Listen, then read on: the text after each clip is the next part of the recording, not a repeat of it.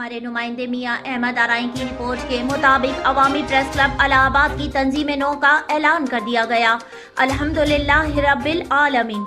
जिले कसूर का वाहिद प्रेस क्लब जिसमें इल्मी, अदबी और PhD और मास्टर ऑफ मास कम्युनिकेशन की हामिल शख्सियात अवामी प्रेस क्लब इलाहाबाद की टीम का हिस्सा बनी है।